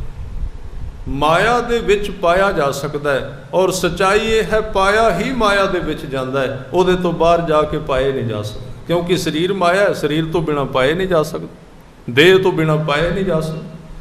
पर उहदे विच एक तीजी शख्सियत आ गई, उहनूं कहंदे गुर प्रसादी। गुरु की कृपा दे नाल जिन्ना लिब लागी, जिन्ना दी लिब नाम दे विच लगातार ध्यान टिक गया, गुर प्रसादी जिन्ना लिब लागी, तिन्नी विचे माया पाया। इहदा मतलब गुरद्वारे विच सिख बन के असी जिहड़ी चीज़ दे उत्ते काम करना है, जिहड़ी चीज़ नूं असी इतों खोजना है, जिहदे वास्ते असी गुरु कोल अरदास करनी है जां स्टडी करनी है, वो चीज़ है लिब, वो चीज़ है जुड़ना। उहदा ही जिक्र अज सच्चे पातशाह जी गुरु अर्जन देव महाराज इस बाणी विच कर रहे ने। आपां इन्हां अर्थां दे वल तुरन दा यतन करिए।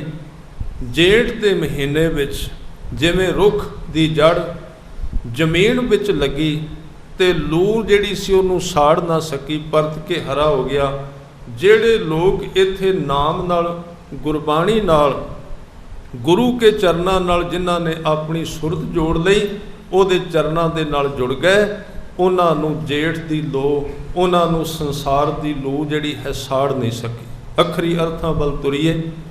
ਗੁਰੂ ਅਰਜਨ ਦੇਵ ਸੱਚੇ ਪਾਤਸ਼ਾਹ ਜੀ ਵਚਨ ਕਹਿ ਰਹੇ ਨੇ, ਹਰ ਜੇਠ ਜੁੜੰਦਾ ਲੋੜੀਐ। ਵੈਸੇ ਜੇਠ ਸ਼ਬਦ ਦੇ ਅਰਥ ਨੇ ਵੱਡਾ।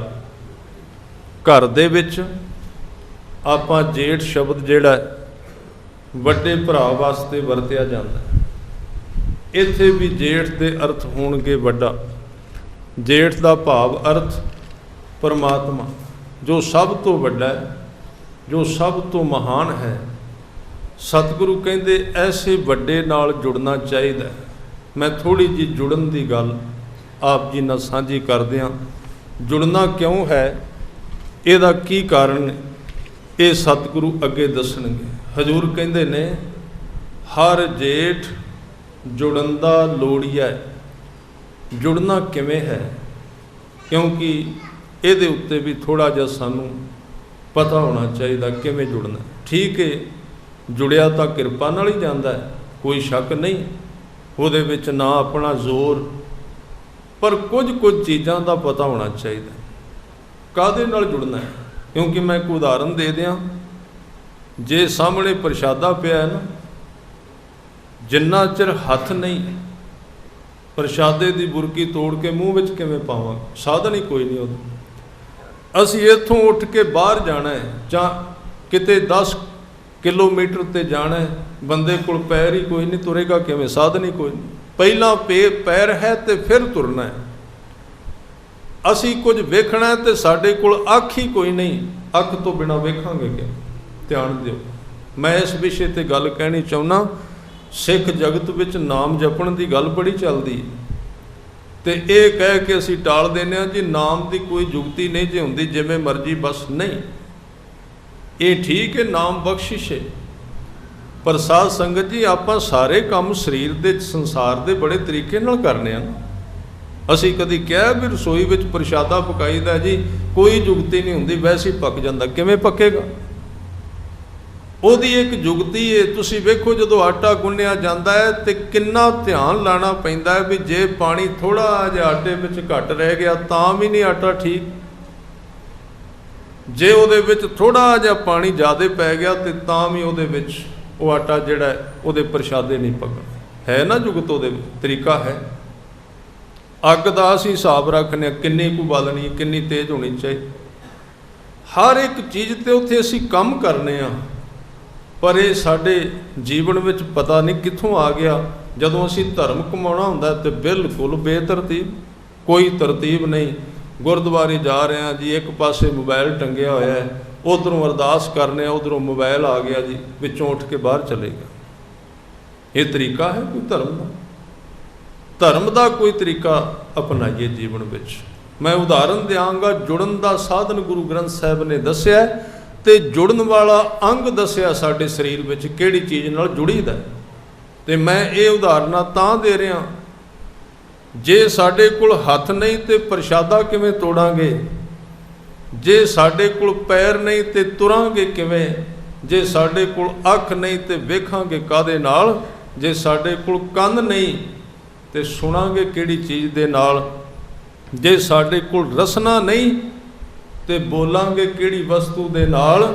ਸਾਧ ਸੰਗਤ ਜੀ, ਜੇ ਸਾਡੇ ਕੋਲ ਧਿਆਨ ਨਹੀਂ ਤੇ ਜੁੜਾਂਗੇ ਕਿਹੜੀ ਚੀਜ਼ ਦੇ ਨਾਲ? ਧਿਆਨ ਅੰਗ ਹੈ, ਠੀਕ ਹੈ। ਇਹ ਅੰਗ ਅਸਥੂਲ ਨੇ, ਕੈਮਰੇ ਵਿੱਚ ਆ ਜਾਂਦੇ, ਹੱਥ ਵੀ ਕੈਮਰੇ ਵਿੱਚ ਆ ਜਾਣਗੇ, ਅੱਖਾਂ ਆ ਜਾਂਦੀਆਂ ਨੇ, ਕੰਨ ਆ ਜਾਂਦੇ ਨੇ, ਪਰ ਧਿਆਨ ਨਹੀਂ ਆਉਂਦਾ। ਪਰ ਇੱਕ ਗੱਲ ਪੱਕੀ ਹੈ, ਜਿਵੇਂ ਇਹਨਾਂ ਅੰਗਾਂ ਤੋਂ ਬਿਨਾਂ ਬਾਹਰ ਦਾ ਕੋਈ ਵੀ ਕਾਰਜ ਸਿੱਧ ਨਹੀਂ ਹੋ ਸਕਦਾ, ਉਸੇ ਤਰ੍ਹਾਂ ਇੱਕ ਅੰਗ ਅੰਦਰ ਦਾ ਹੈ, ਉਹਨੂੰ ਕਹਿੰਦੇ ਨੇ ਧਿਆਨ। ਧਿਆਨ ਤੋਂ ਬਿਨਾਂ ਅੱਜ ਤੱਕ ਕੋਈ ਵੀ ਨਹੀਂ ਜੁੜ ਸਕਿਆ। ਧਿਆਨ ਚਾਹੀਦਾ ਧਰਮੀ ਮਨੁੱਖ ਦੇ, ਧਿਆਨ ਤੋਂ ਬਿਨਾਂ ਧਰਮੀ ਕਾਹਦਾ? ਇਸੇ ਕਰਕੇ ਸੱਚੇ ਪਾਤਸ਼ਾਹ ਨੇ ਬਚਨ ਕੀਤੇ, ਹਰ ਜੀਓ ਗੁਫਾ ਅੰਦਰ ਰੱਖ ਕੇ ਵਾਜਾ ਪਵਨ ਵਜਾਇਆ। ਇਹਨੂੰ ਇਸ ਤਰ੍ਹਾਂ ਪੜ੍ਹਨਾ ਹੈ, ਹਰ ਵੱਖਰਾ ਹੈ ਤੇ ਜੀਓ ਵੱਖਰਾ ਹੈ। ਆ ਥੋੜ੍ਹਾ ਜਿਹਾ ਸਾਈਡ ਤੇ ਕਰ ਦਿਓ ਗੁਰੂ ਸਾਹਿਬ ਦੇ ਅੰਗ, ਪਲਟੇ ਜਾਂਦੇ ਨੇ, ਠੀਕ ਨਹੀਂ ਲੱਗਦਾ। ਹਰ ਜੀਓ ਗੁਫਾ ਅੰਦਰ ਰੱਖ ਕੇ ਧਿਆਨ ਦਿਓ। ਹਰ ਦਾ ਅਰਥ ਹੈ ਪਰਮਾਤਮਾ। ਕਈ ਵਾਰੀ ਤੁਸੀਂ ਇਹ ਬਾਣੀ ਨਿਤਨੇਮ ਵਿੱਚ ਆਉਂਦੀ, ਮੈਂ ਥੋੜ੍ਹੇ ਜਿਹੇ ਦੇ ਉਚਾਰਨ ਬਾਰੇ ਦੱਸ। ਅਸੀਂ ਸਿੱਧਾ ਪੜ੍ਹ ਜਾਂਦੇ ਹਾਂ ਹਰ ਜੀਓ ਗੁਫਾ ਅੰਦਰ ਰੱਖ ਕੇ। ਇਹਦਾ ਉਚਾਰਨ ਇਸ ਤਰ੍ਹਾਂ ਨਹੀਂ ਹੈ। ਇਹਦਾ ਵਿਸ਼ਰਾਮ ਹਰ ਤੇ ਲੱਗਣਾ ਹੈ। ਹਰ ਦਾ ਅਰਥ ਹੈ ਪਰਮਾਤਮਾ ਨੇ ਜੀਓ ਗੁਫਾ ਅੰਦਰ ਰੱਖ ਕੇ ਜਿੰਦ ਇਸ ਸਰੀਰ ਰੂਪੀ ਗੁਫਾ ਦੇ ਅੰਦਰ ਰੱਖੀ। ਇੱਥੇ ਹਰ ਜੀਓ ਇਕੱਠਾ ਨਹੀਂ ਹੈ, ਹਰ ਪਹਿਲਾਂ ਤੇ ਜੀਓ ਗੁਫਾ ਅੰਦਰ ਰੱਖ ਕੇ ਸਾਰਾ ਵੱਖਰਾ ਹੈ। ਔਰ ਇਸ ਵਿਸ਼ਰਾਮ ਨੂੰ ਇਸ ਤਰ੍ਹਾਂ ਪੜ੍ਹਨਾ ਚਾਹੀਦਾ। ਪਰਮਾਤਮਾ ਨੇ ਸਰੀਰ ਰੂਪੀ ਗੁਫਾ ਦੇ ਅੰਦਰ ਜਿੰਦ ਪਾ ਕੇ ਸਵਾਸਾਂ ਦਾ ਵਾਜਾ ਵਜਾ ਦਿੱਤਾ।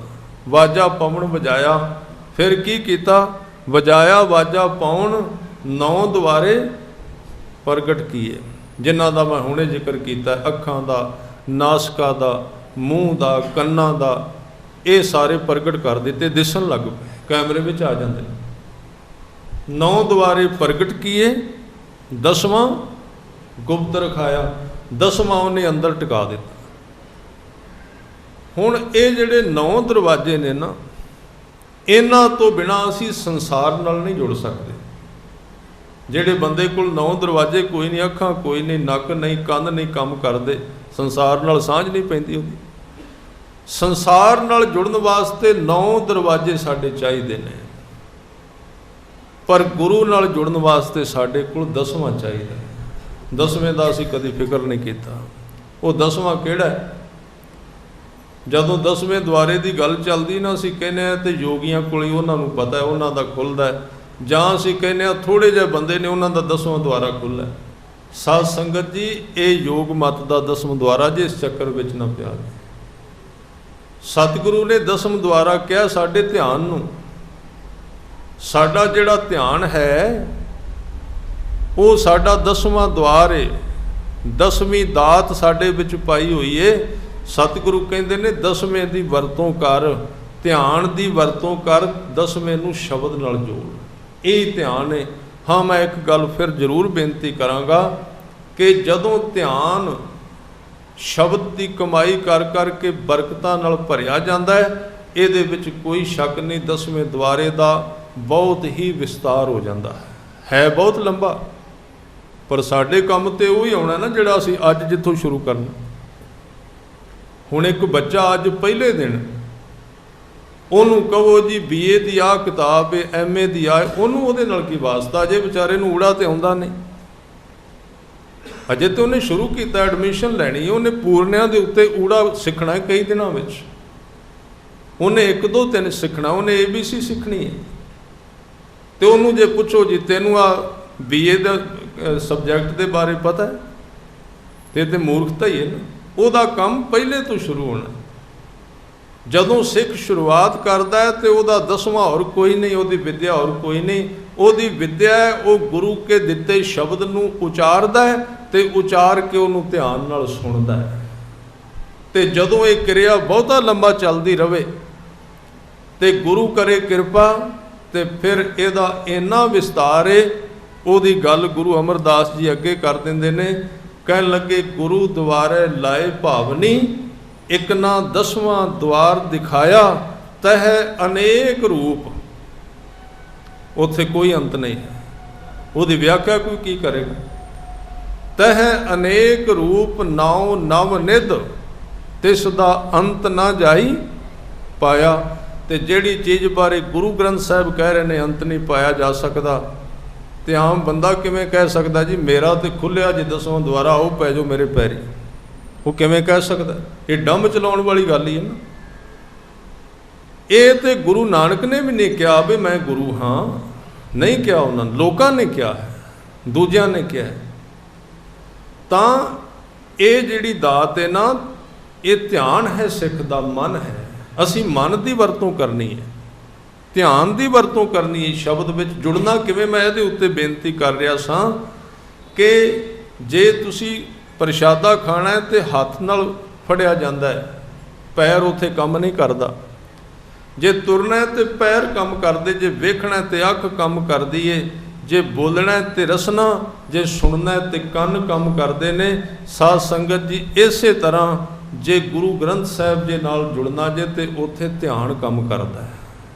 शब्द नूं उचारो तो उन्होंने सुनो प्यार नाल, होर किसी दे झांसे विच आउण दी लोड़ नहीं। आ तेरी समाधि लवा देंगा तेनों उत्थे लै जाण, किते जाण दी लोड़ नहीं है। हाँ एक गल जरूर है, जुड़ियां दी संगत करनी जरूरी है, गुरमुखां दी संगत अत जरूरी है इस मार्ग दे उत्ते। पर जुड़न दा रस्ता इक्को ही है, वो है शब्द नूं उचारण करना ते उहदे विच ध्यान रखना ते उहनूं प्रेम करना। मैं इहदी एक उदाहरण बाणी विचों होर दे देना ते आप जी ने हुणे आनंद साहिब दे विच ओह पंक्ति पढ़नी भी है। किवें जुड़ीदा है? गुरु अमरदास जी नूं ही कोई पुछदा है काहदे नाल जुड़ीए, ते गुरु साहब कहंदे ने साचा नाम मेरा आधारो। साच नाम आधार मेरा जिन भुखा सब गवाइयां। कर शांत सुख मन आए वसिया जिन इच्छा सब पुजाइयां। सदा कुर्बान कीता गुर विटों जिस दियां एह वडियाइयां। कहे नानक सुनो संतो शब्द धरो प्यारो। शब्द नूं प्यार करो। इत्थे ध्यान भी नहीं किया, थोड़ा जिहा 5 मिनट इहदे उत्ते, क्योंकि ये काम सिख रोज़ करदा। सतगुरु इत्थे ध्यान की गल भी नहीं करते, कहते शब्द धरो प्यारो। जिहड़ा शब्द तुसीं उचारदे हो उस आवाज़ नूं प्यार करो। शब्द धरो प्यारो। पुछया महाराज हुण ध्यान छड्ड गए हो विचे ही? हजूर ने कहा ध्यान कहण दी लोड़ ही नहीं। जिथे प्रेम आ जाएगा ध्यान उत्थे अपने आप आएगा। जे प्रेम आ गया ना जिथे, ध्यान तो कढ़ना औखा, लाउणा किन्ने ध्यान उस जिथे प्रेम बंदे दा है ना, उन्होंने की दसन की लोड़। इत्थे तू ध्यान ला, वो तो सुता भी उत्थे ध्यान ला के रखदा, रोटी खांदा भी ते जागदा भी, ध्यान आपे चला जाएगा। प्रेम कर शब्द नूं। असीं कहांगे प्रेम किहड़ा शब्द किहड़ा शरीर है जिन्हों प्रेम किया जाए।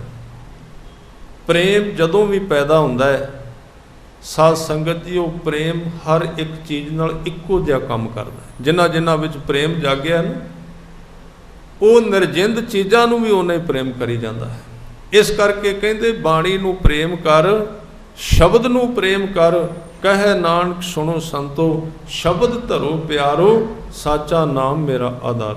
जुड़न दा तरीका गुरु ग्रंथ साहिब पातशाह जी ने संपूर्ण सानू दिता है। हाँ जे असी उहदे उत्ते काम करना है तो असी जुड़ सकने हाँ। इस करके कहते ने हर जेठ, इस जेठ के महीने विच जुड़न दा लोड़िया। लोड़िया दे अर्थ ने चाहिदा। हर एक सिख नूं इस जेठ के महीने विच की करना चाहिए। कोई फोकट कर्म करन दी लोड़ नहीं। किसे थकन वाले कर्मां दे विच गुरु साहब ने सानू नहीं पाया। आ जदों वेखीदा ना सड़कां ते लोग तुरे फिरदे ने, कोई कुछ चुकी फिरदा, कोई कुछ, तो उन्हां नूं वेख के गुरु ग्रंथ साहब गुरु नानक साहब जी दे अगे सिर झुकदा है भी सच्चे पातशाह तुसीं किरपा कर दित्ती जे, सानू तुसीं अपने चरनां नाल जोड़ लिया। वेखो लखां लोग किधर भटकदे फिरदे। कोई राह है? कोई किसी चीज़ का सिरा है भी आप की करी जाने, काहदे वास्ते करी जाने? नहीं। पर सतगुरु ने क्या आ तेनू मैं राह दसां, तेनू मैं जीवन दियां, तेनू मैं जिउंदा राह दिखा देंगा।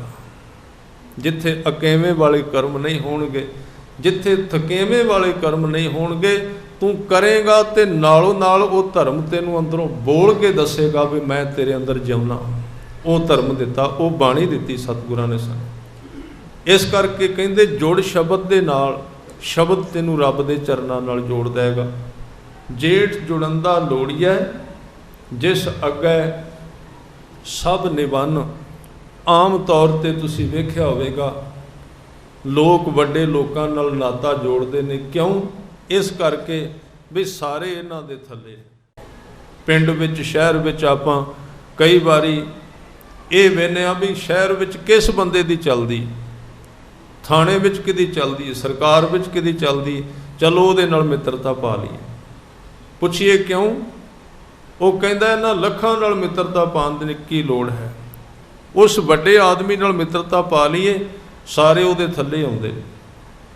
सतगुरु ने कहा तू मनुखां दी खोज ना कर, तू उस एक नाल पिरहड़ी प्रीत पा जिहदे अधीन कल्ले मनुख नहीं, इस ब्रह्मंड दे विच हज़ारां धरतियां जिहदे हुक्म विच चलदियां ने, तू उहदे अगे उहदे नाल सांझ पा लै जिहदे अगे सारे निभदे ने, जिस अगे सब निवन्न। ते जदों तू उहदे नाल जुड़ गया, ये सारे तेरे मित्र बन जाणगे। जिन्ने तेरे विरोधी ने ना, दुख ने जिहड़े तेन, ये सारे तेरे नाल मित्रता पा लैणगे। हजूर ने अगे बचन कहे ने, हर सज्जन दावण लग्गिया। दावण का अर्थ जे पल्ला, जिवें आनंद कारज हुंदा है ना, ते पल्ला फड़ाया जाता है। ये दावण शब्द वैसे दामन तो बनया, दामन के अर्थ ने पल्ला, कपड़ा।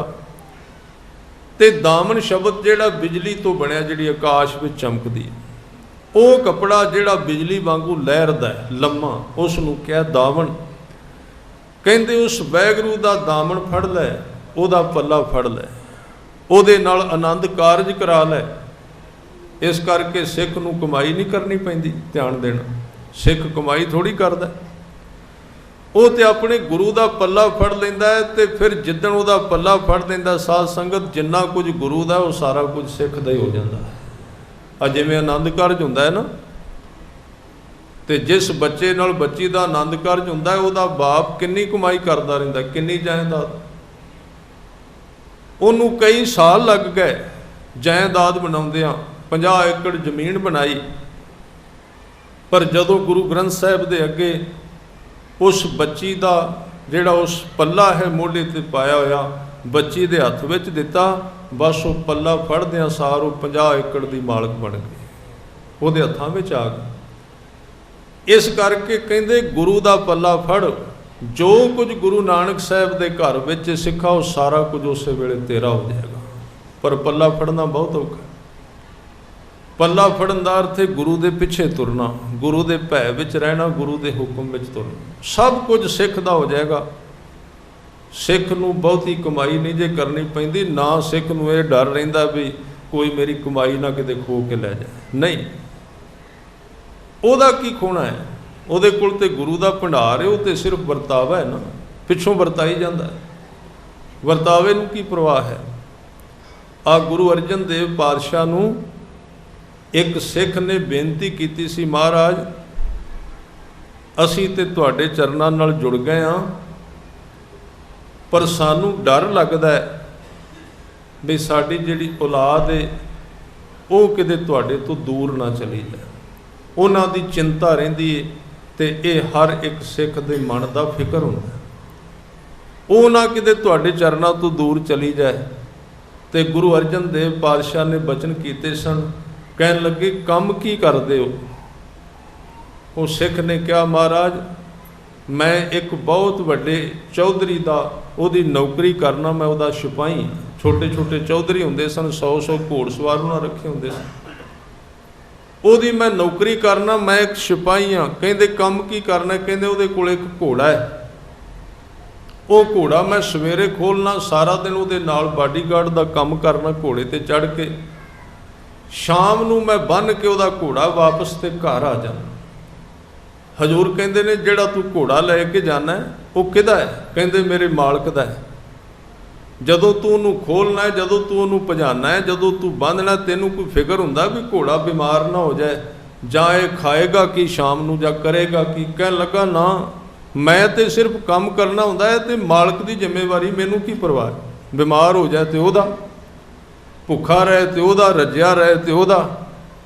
गुरु अर्जन देव सच्चे पातशाह जी कहंदे, सिखा जिहड़े परिवार का तू फिक्र करना वो सानू सौंप दे, उहदी जिंदगी विच जो कुछ आएगा असीं आपे वेख लांगे, तू गुरु के चरनां नाल जुड़िया रहो। ये तरीका सतगुरु ने कहा, तू विश्वास करके उहदे चरनां ते सिर रख, ते सौंपना है बहुत औखा।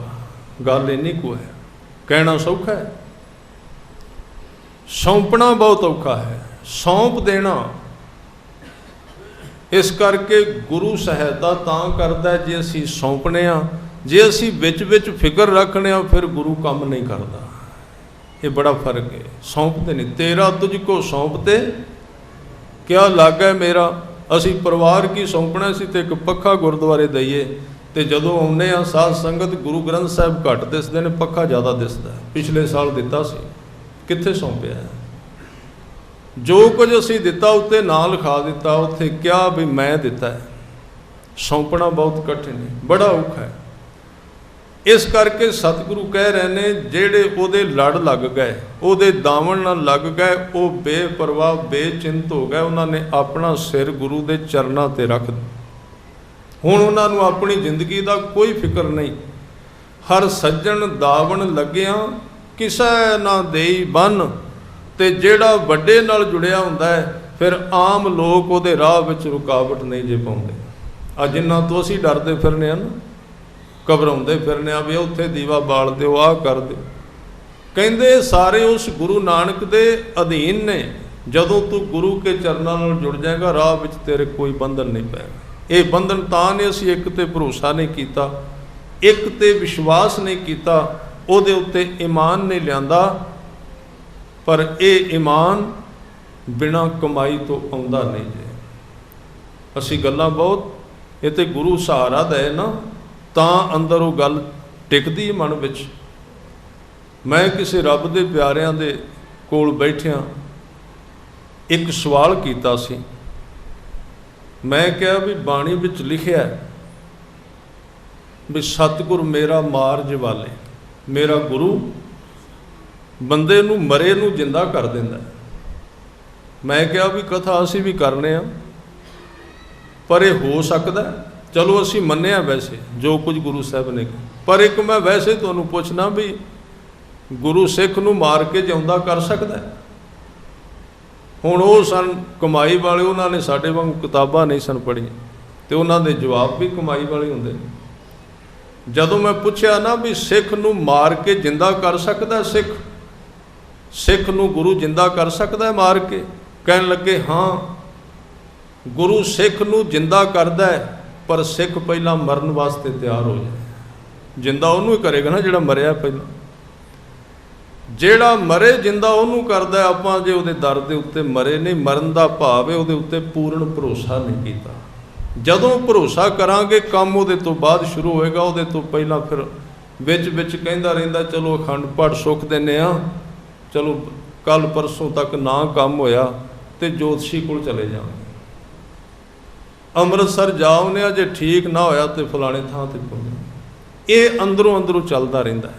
तो इस बेभरोसगी दे विच परमात्मा नूं गुरु नूं काम करना अति कठिन है।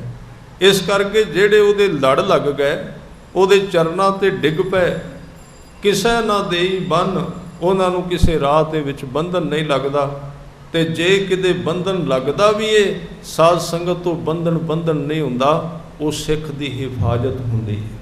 असीं कई बारी कहांगे भी ये कथा नाल साडे जीवन दीयां घटनावां मेल ते कोई नहीं खांदियां। सानू ते बंधन लग गया जी, रुकावट पै गई है, रिश्ता नहीं होया, ये नहीं होया, ते बाहरों मिल गया दसन वाले। तुसीं जिथे मर्जी जाओ कहणगे जी तुहाडे संयोग बने होए, तुहानूं ये कर दिता है जी। तो चलदा भी बड़ा है, विचों विच बंदे दा विश्वास उत्थे बड़ी जल्दी कुदरती तौर इस तरह के थावां ते बंदे दा मन जल्दी विश्वास करदा है, ते बाणी ते विश्वास बड़ी देर नाल आउंदा। सतगुरु कहंदे जिन्ना चिर तू पूर्ण भरोसे विच नहीं आउंदा, और जे पूर्ण भरोसे दे हुंदिआं तेरी जिंदगी विच कोई रुकावट भी है, वो रुकावट नहीं, वो तेरी हिफाजत है। तैनूं किसी आउण वाले विघन तो बचाउण वास्ते गुरु तैनूं उत्थे रोक के खड़ा है। इस करके बचन कहंदे ने किसै ना देई बन, अगे बचन कीते माणक मोती नाम प्रभ।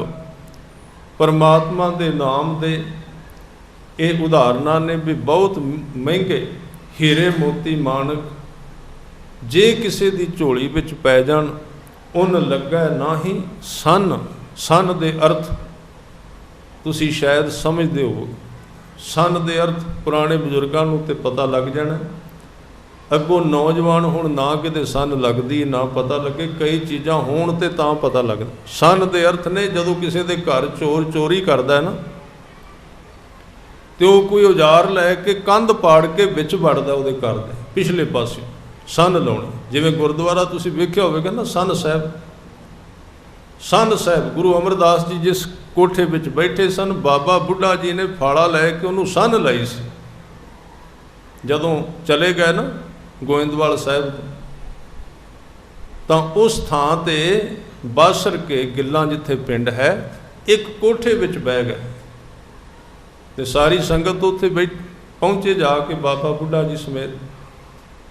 ਤਾਂ ਉੱਥੇ ਬਾਬਾ ਬੁੱਢਾ ਜੀ ਨੇ ਵੇਖਿਆ ਵੀ ਗੁਰੂ ਅਮਰਦਾਸ ਜੀ ਜਿਸ ਕੋਠੇ ਦੇ ਵਿੱਚ ਬੈਠੇ ਉਹਦਾ ਦਰਵਾਜ਼ਾ ਬੰਦ ਏ ਤੇ ਦਰਵਾਜ਼ੇ ਦੇ ਅੱਗੇ ਲਿਖਿਆ ਹੋਇਆ, ਜਿਹੜਾ ਦਰਵਾਜ਼ਾ ਖੋਲ੍ਹ ਕੇ ਅੰਦਰ ਆਏਗਾ ਉਹ ਸਾਡਾ ਸਿੱਖ ਨਹੀਂ ਹੋਵੇਗਾ, ਅਸੀਂ ਉਹਦੀ ਬਾਂਹ ਨਹੀਂ ਫੜਾਂਗੇ।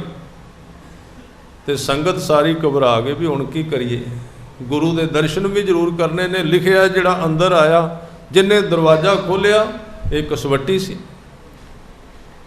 ਹੁਣ ਉੱਥੇ ਸਨ ਗੁਰਮੁਖ ਬਾਬਾ ਬੁੱਢਾ ਸਾਹਿਬ, ਗੁਰਮੁਖ ਕੋਲ ਜੁਗਤ ਹੈ, ਤਰੀਕਾ ਹੈ।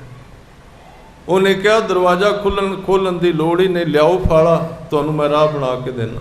ਪਿਛਲੇ ਪਾਸੇ ਜਾ ਕੇ 4 ਇੱਟਾਂ ਕੱਢੀਆਂ, ਹੋਰ ਕੱਢੀਆਂ ਇੱਟਾਂ ਤੇ ਰਾਹ ਉੱਥੋਂ ਖੁੱਲ੍ਹ ਗਿਆ, ਮੋਰੀ ਬਣਾ ਲਈ, ਉਹਦੇ ਵਿੱਚੋਂ ਦੀ ਵੜ ਕੇ ਜਾ ਕੇ ਗੁਰੂ ਸਾਹਿਬ ਦੇ ਚਰਨਾਂ ਤੇ ਸਿਰ ਰੱਖ ਦਿੱਤਾ। ਹਜ਼ੂਰ ਬੜੇ ਖੁਸ਼ ਹੋਏ, ਬੜੀਆਂ ਬਖਸ਼ਿਸ਼ਾਂ ਕੀਤੀਆਂ।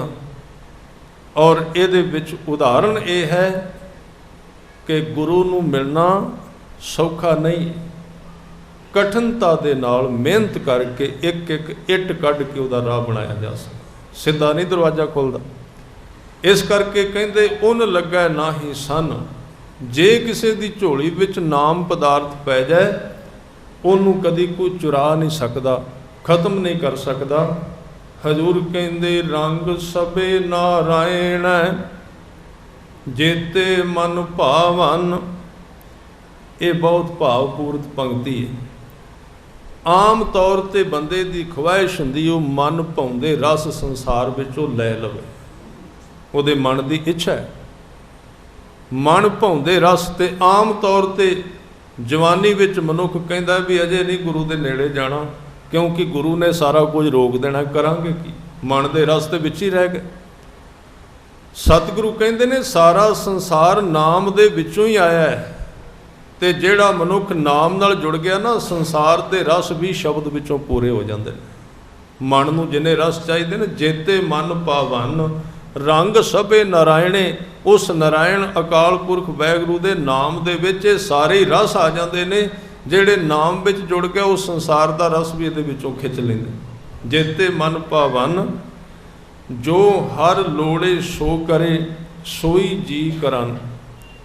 ਜਿਸ ਮਨੁੱਖ ਨੂੰ ਨਾਮ ਦੀ ਦਾਤ ਮਿਲ ਜਾਂਦੀ ਹੈ, ਉਹਨੂੰ ਸੰਸਾਰ ਇਸ ਤਰ੍ਹਾਂ ਲੱਗਦਾ ਵੀ ਉਹਦੇ ਹੁਕਮ ਵਿੱਚ ਹੀ ਚੱਲ ਰਿਹਾ।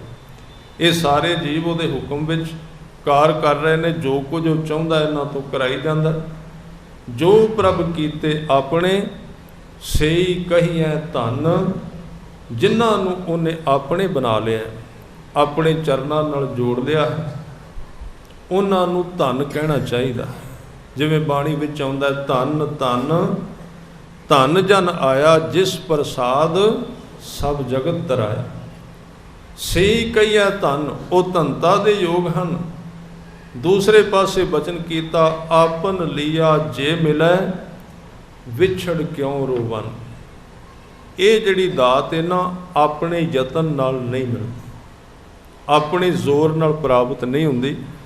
ਇਹਦੇ ਵਿੱਚ ਸਾਨੂੰ ਗੁਰੂ ਦੀ ਸਹਾਇਤਾ ਦੀ ਲੋੜ ਪੈਂਦੀ ਹੈ। ਗੁਰੂ ਤੋਂ ਬਿਨਾਂ ਇੱਥੋਂ ਕੁਝ ਨਹੀਂ ਮਿਲਦਾ। ਇਸ ਕਰਕੇ ਮੈਂ ਪਹਿਲਾਂ ਵੀ ਇੱਕ ਦਿਨ ਬੇਨਤੀ ਕੀਤੀ ਸੀ, ਬਹੁਤਾ ਨਹੀਂ ਕਹੀਦਾ, ਜੇ ਆਪਾਂ ਅਜੇ ਤੱਕ ਗੁਰੂ ਵਾਲੇ ਨਹੀਂ ਬਣੇ, ਅੰਮ੍ਰਿਤਪਾਨ ਨਹੀਂ ਕੀਤਾ, ਤੇ ਸਾਨੂੰ ਇੱਥੇ ਨਾਂ ਲਿਖਾਉਣੇ ਚਾਹੀਦੇ ਨੇ। ਗੁਰੂ ਵਾਲਾ ਬਣ ਕੇ ਸਿੱਖੀ ਕਮਾਉਣੀ ਚਾਹੀਦੀ, ਉਹਦਾ ਕੋਈ ਹੋਰ ਅਰਥ ਹੈ ਤੇ ਇਹ ਵੀ ਪ੍ਰਵਾਨ, ਪਰ ਸਾਧ ਸੰਗਤ ਜੀ ਰਹਿਸਲ ਹੈ, ਇਹ ਪ੍ਰੈਕਟਿਸ ਹੈ। ਸਾਨੂੰ ਗੁਰੂ ਵਾਲਾ ਬਣ ਕੇ ਗੁਰੂ ਗ੍ਰੰਥ ਸਾਹਿਬ ਜੀ ਤੱਕ ਜਿਉਣਾ ਹੈ, ਤੇ ਸਾਨੂੰ ਵਿੱਚ ਪੰਥ ਚਾਹੀਦਾ, ਖਿਆਲ ਰੱਖੋ। ਅਸੀਂ ਕਹਿੰਦੇ ਹਾਂ ਤੇ ਤੂੰ ਬਿਨਾਂ ਵੀ ਸਿੱਖ ਪਹਿਲਾਂ ਆਏ ਸਨ ਨਾ ਅੰਮ੍ਰਿਤ ਛਕੇ, ਅੰਮ੍ਰਿਤ ਤੇ 10ਵੇਂ ਪਾਤਸ਼ਾਹ ਨੇ ਛਕਾਇਆ, ਪਹਿਲਾਂ ਕਿਹੜਾ ਅੰਮ੍ਰਿਤ ਸੀ? ਪਹਿਲਾਂ ਵੀ ਅੰਮ੍ਰਿਤ ਹੈ ਸੀ। ਦੋ ਚੀਜ਼ਾਂ ਗੁਰੂ ਨਾਨਕ ਦੇਵ ਜੀ ਤੋਂ ਰਹੀਆਂ ਨੇ ਤੇ ਦੋ ਹੀ ਚੀਜ਼ਾਂ ਹੁਣ ਨੇ। ਉਹ ਕਿਹੜੀਆਂ ਨੇ? ਗੁਰੂ ਨਾਨਕ ਦੇਵ ਜੀ ਦੇ ਸਮੇਂ ਦੋ ਹੀ ਚੀਜ਼ਾਂ ਸਨ, ਗ੍ਰੰਥ ਤੇ ਪੰਥ, ਸ਼ਬਦ ਤੇ ਸਰੀਰ ਗੁਰੂ ਦਾ, ਦੋ ਚੀਜ਼ਾਂ ਸਨ। ਸਰੀਰ ਸੀ ਗੁਰੂ ਨਾਨਕ ਦੇਵ ਸੱਚੇ ਪਾਤਸ਼ਾਹ ਤੇ ਜੋੜਿਆ ਉਹਨਾਂ ਸ਼ਬਦ ਦੇ ਨਾਲ।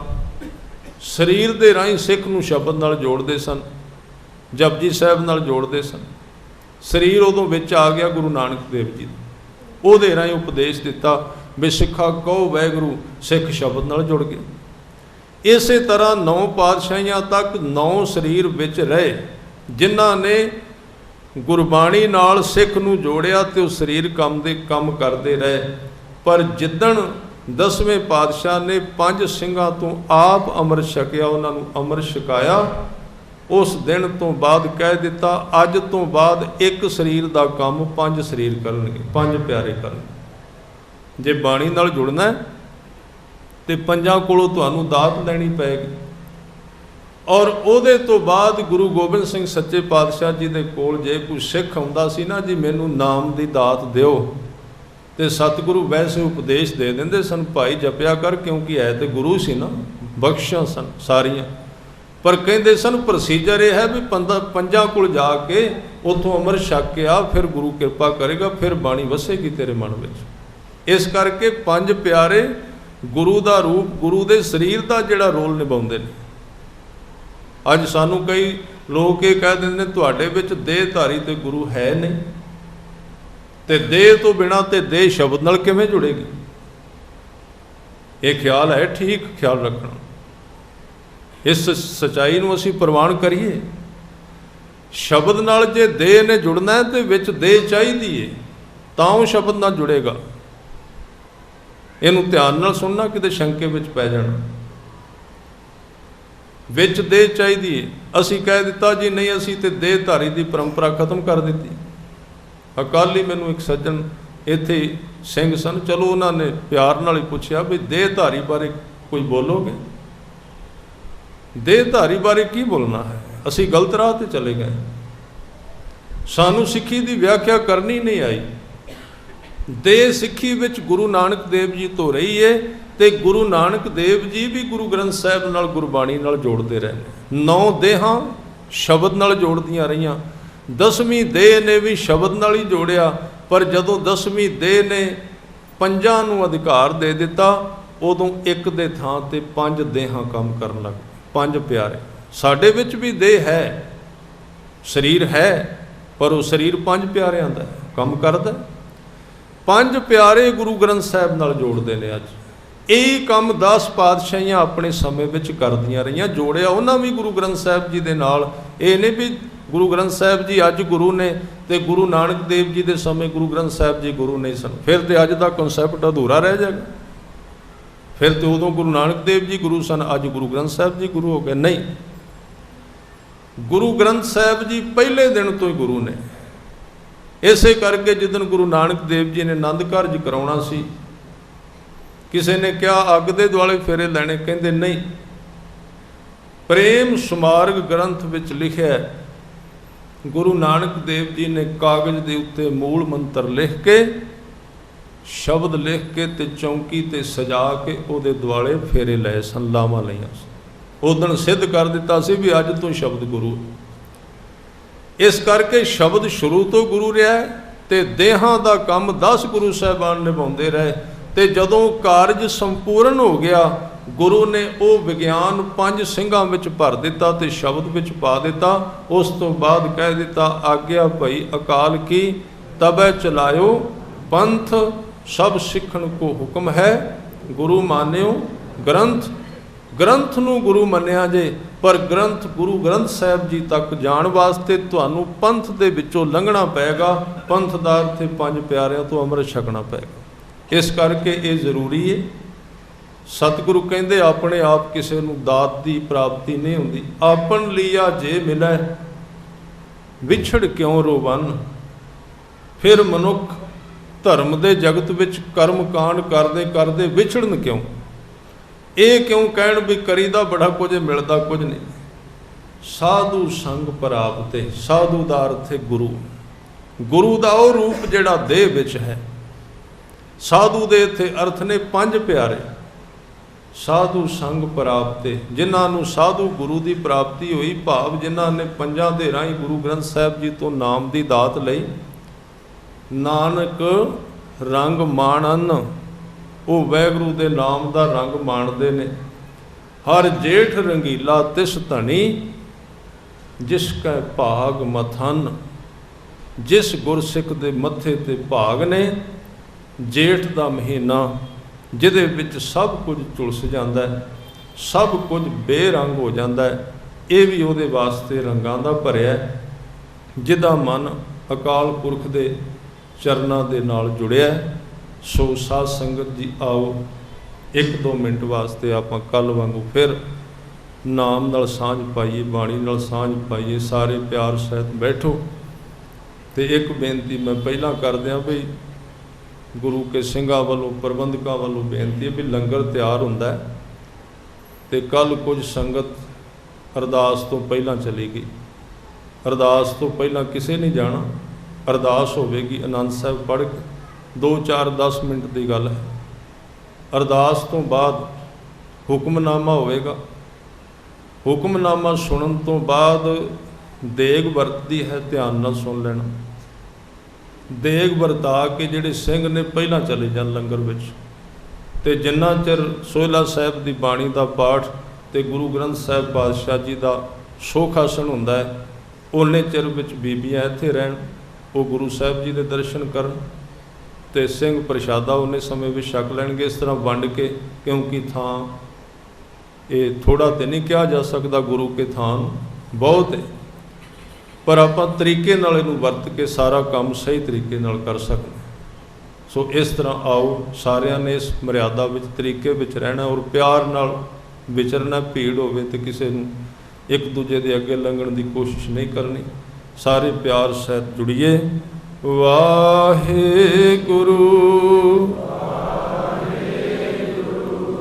ਵਾਹਿਗੁਰੂ ਵਾਹਿਗੁਰੂ ਵਾਹਿਗੁਰੂ ਵਾਹਿਗੁਰੂ ਵਾਹਿਗੁਰੂ